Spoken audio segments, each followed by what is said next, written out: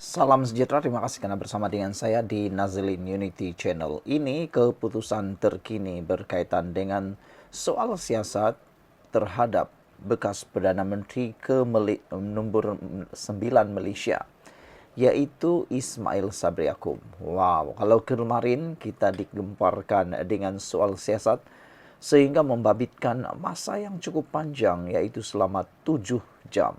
Itu kali keempat. Bayangkan, apa agak-agaknya yang dibincangkan sehingga untuk kali keempat pun masih mengambil masa 7 jam. Biasanya kalau sudah kali keempat, kelima dan sebagainya, masa soal siasat akan jadi lebih pendek karena banyak perkara telah pun diselesaikan. Tetapi nampaknya ianya makin kalut, makin susah, makin sukar dan makin menjadi-jadi. Sebelum kita teruskan, siapa yang ada masalah gout, kencing manis, dan tinggi darah, saya sertakan dalam video ini satu produk yang terbaik. Saya tak jual ubat ini, saya hanya kongsi kepada Anda yang ada masalah gout.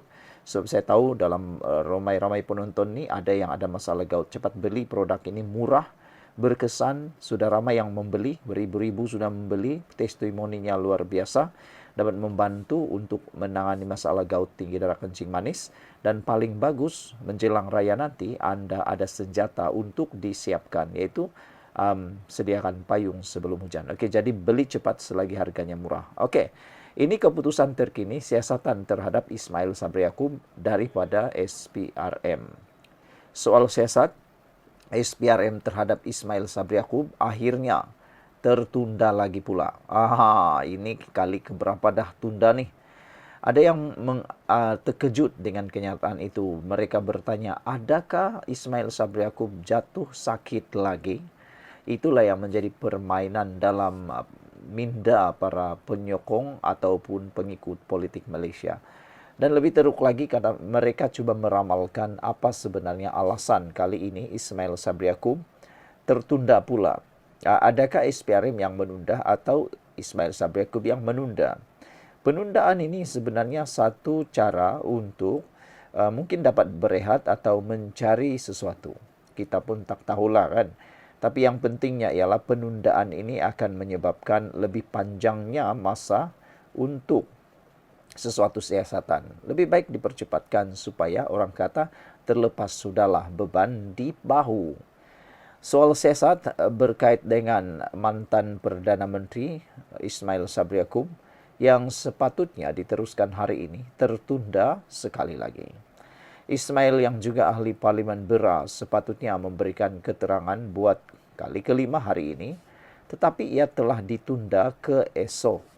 Media memetik sumber yang mengesahkan Ismail Sabri tidak akan memberikan keterangan hari ini tetapi akan memberikan keterangan esok, tetapi tidak pasti berkenan waktu.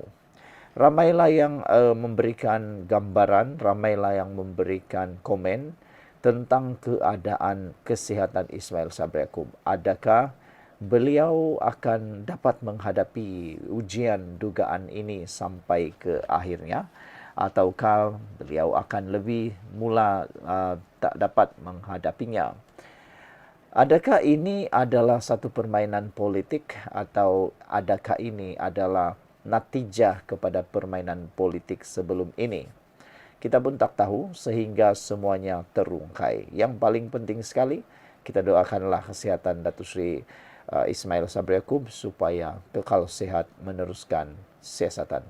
Sekian untuk kali ini. Jangan lupa tinggalkan komen Anda. Bye-bye. Salam sejahtera. Terima kasih karena bersama dengan saya di Nazilin Unity Channel. Hadkan tempoh Perdana Menteri, bersih tak faham bantahan pemuda PN. Siapa yang boleh faham pemuda PN ini, dia boleh kata dialah kayangan. Kadang-kadang itulah ada orang yang sukar difahami. Kumpulan pendesak pembaharuan pilihan raya bersih hari ini menyatakan rasa hairan mereka terhadap sikap yang ditunjukkan oleh pemuda PN berhubung cadangan kerajaan menghadkan tempoh seseorang menjadi Perdana Menteri. Menurut Bersih, NGO itu berasa lebih terkejut apabila yang menyuarakan pandangan berkenaan merupakan ahli parlimen sendiri. Menurut pengerusinya, Faisal Abdul Aziz, berkata sekurang-kurangnya cadangan berkenaan merupakan usaha kerajaan mengelakkan risiko pemusatan kuasa apabila ada tokoh tertentu cenderung berkuasa terlalu lama. Maka ia mendedahkan berlakunya pelbagai salah guna kuasa oleh kerajaan, khususnya Perdana Menteri, katanya dalam kenyataan hari ini. Semalam pemuda PN menzahirkan rasa tidak senang mereka dengan usaha Putrajaya menghadkan tempo seseorang menjadi Perdana Menteri kepada 10 tahun sahaja.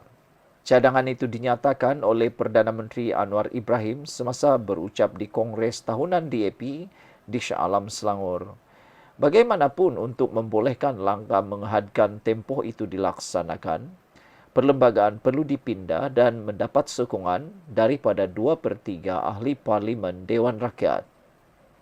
Ketua Dewan Pemuda PN Afnan Hamimi Taib berkata, kerajaan kini gigih mahu memindah perlembagaan agar ia dapat mengikut selera nafsu Putrajaya. Inilah keadaan negara kita sekarang, nasib kita yang majoriti ditentukan oleh mereka yang asal yang minoriti, tulisnya di Facebook.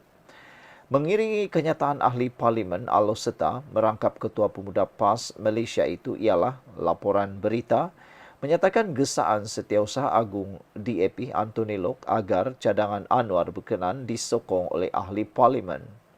Untuk membolehkan perlembagaan dipindah, usul berkenan perlu mendapat sekurang-kurangnya 148 daripada 222 ahli Dewan Rakyat. Faisal berkata, apabila tempoh untuk menjadi Perdana Menteri dihadkan, seseorang yang dilantik ke jawatan itu akan berusaha melaksanakan program dan dasar yang lebih cekap dan baik. Langkah itu, katanya, akan menguntungkan rakyat secara menyeluruh. Sebagai ahli politik dan ahli parlimen, dasar ini harus didukung bersama keutamaan, terutamanya apabila ada kesediaan dan keberanian yang dizahirkan oleh pemerintah untuk dibawa ke parlimen, katanya lagi. Apa pula komen anda untuk isu ini? Ada beberapa komen daripada netizen dalam ruangan komen di Malaysia kini. Grey Kancil 2339 kata, itu tandanya orang yang nak kemeruk kuasa. Mereka dah bayangkan jika parti mereka dapat memerintah, pemimpin harapan mereka dapat kuasa terlalu singkat. Mereka dah fikirkan apa yang dapat dan apa yang terlepas. Itu antara komen daripada netizen. Bagaimana pula pendapat anda? Ramai yang terfikir bahawa tindakan Anwar Ibrahim mahu memindah perlembagaan supaya tiada Perdana Menteri yang berkhidmat sampai kiamat, satu tindakan yang perlu kita ambil sebagai yang baik dan terpuji.